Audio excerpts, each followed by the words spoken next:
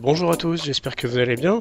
Aujourd'hui, je vous fais un tutoriel pour une installation de Windows 10 avec une clé USB bootable. Alors, si vous ne savez pas comment créer une clé USB, vous pouvez vous référer à la vidéo tuto numéro 2 où je vous explique comment faire. Évidemment, je vous mettrai tous les liens en description. Alors, une fois après booté sur la clé, vous arrivez sur cet écran. Donc, vous choisissez la langue. Vous faites suivant, installer.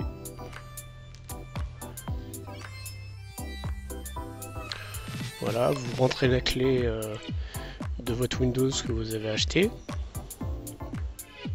Moi, j'en ai pas. Vous pouvez le faire après également. Et là, vous choisissez la bonne version, la version de votre Windows qui correspond à la clé que vous avez achetée.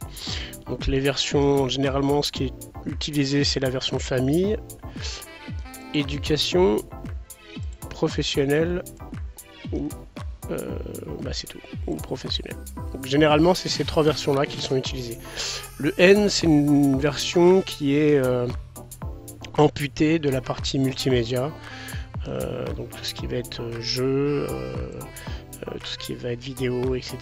Donc il faudra que vous réinstalliez certaines applications en plus pour pouvoir jouer ou lire des vidéos dans de bonnes conditions, voilà.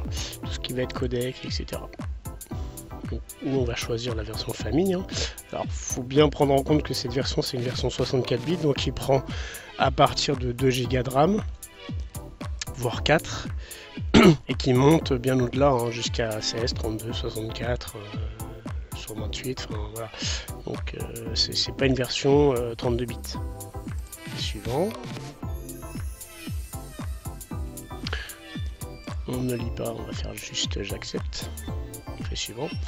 Alors là, cette installation, elle concerne uniquement les PC qui n'ont aucune donnée dessus. Donc ce qu'on appelle une installation from scratch.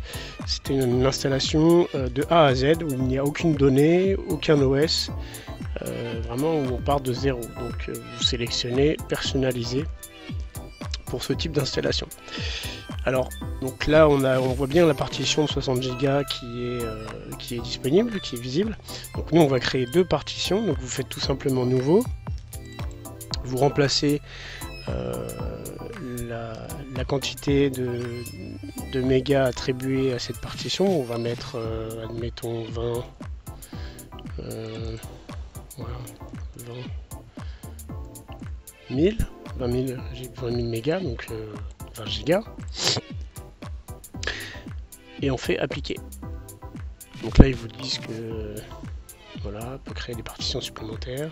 Vous faites oui. Donc il va vous scinder le disque en deux avec une partition de 20 Go et l'autre de 40. Voilà, donc il y a une partition qui en fait 19, bon c'est légèrement moins parce que c'est pas un chiffre rond, et l'espace non alloué qui reste fait 40 Go. Donc vous pouvez créer d'ailleurs la partition, vous pouvez la formater et la créer tout de suite, ce sera plus rapide après. Donc vous faites tout simplement nouveau. Vous laissez la quantité exacte parce que c'est ce qui est, c'est la taille exacte de la partition.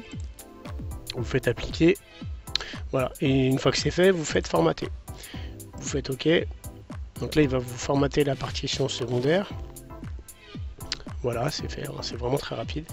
Et vous revenez sur la partition, on va dire 2. qui va être la partition où vous installez votre OS. Alors celle-ci évidemment on peut pas, c'est celle qui est réservée au système, donc il vous met de toute façon impossible d'installer Windows sur ce lecteur. Donc vous restez bien sur la partition 2 et vous faites suivant. Donc là ça va prendre un petit peu de temps. Généralement c'est pas très long, ça prend une dizaine de minutes. Sur certains disques durs conventionnels. Après les disques SSD c'est très rapide, ça prend en général moins de 10 minutes, entre 5 et 10 minutes. Voilà, donc vous attendez, tout est automatisé, il n'y a rien d'autre à faire.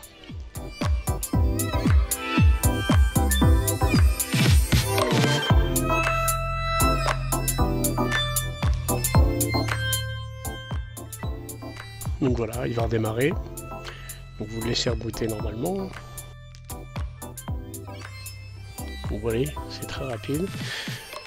Donc là c'est pareil, tout est automatisé, il va détecter vos périphériques et votre matériel et vos pilotes. Donc là vous le laissez tourner, hein. Tout est automatisé, il n'y a rien à faire.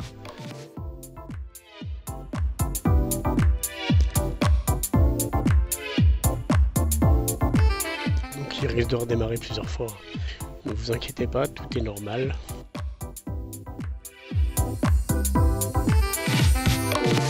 Voilà, on y est.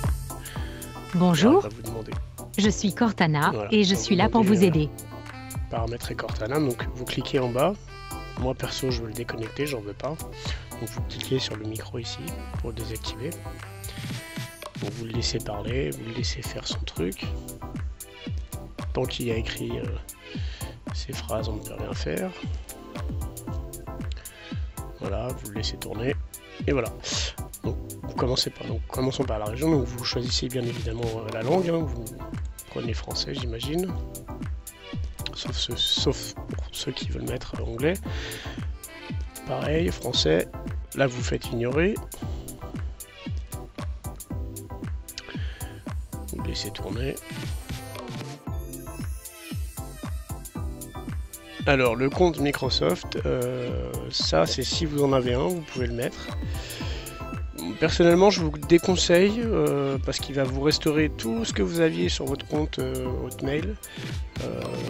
Les musiques, les photos, les fonds d'écran, etc. Donc si vous voulez vraiment partir sur quelque chose de vierge, de totalement vierge, je vous déconseille. Donc vous faites compte hors connexion.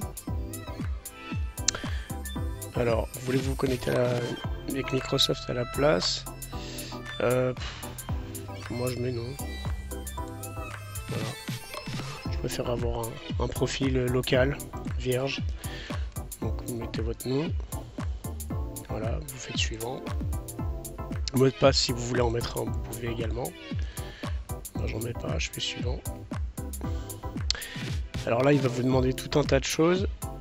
Donc moi, Cortana, j'en veux pas. Donc je mets non. Alors pareil, ne pas utiliser la reconnaissance vocale. Après c'est vous et vos choix, hein. Vous faites ce que vous voulez, moi j'en veux pas. Je vous déconseille de lui donner votre emplacement. C'est des informations qui ne me regardent pas.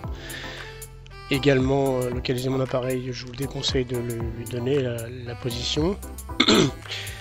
Pour l'envoi des données de diagnostic, je vous conseille de mettre basique. Il en envoie beaucoup moins. Également non. Voilà, ça ne me regarde pas, c'est des données personnelles. Non. En fait, vous cochez non à tout ce qui vous met. Vous mettez non également. Voilà, donc là il va démarrer. Il fait encore 2-3 ajustements. Et voilà. Alors ça prend un peu de temps, mais c'est la dernière phase de l'installation.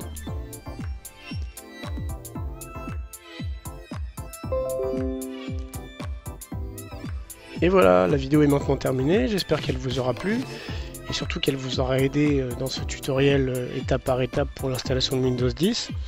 Je vous mets tous les liens en description. Si vous avez le moindre commentaire, n'hésitez pas à le mettre. Je vous invite également à liker et partager cette vidéo, ainsi qu'à vous abonner, désormais c'est possible, pour ne rater aucune vidéo. Et quant à moi, je vous dis à très bientôt.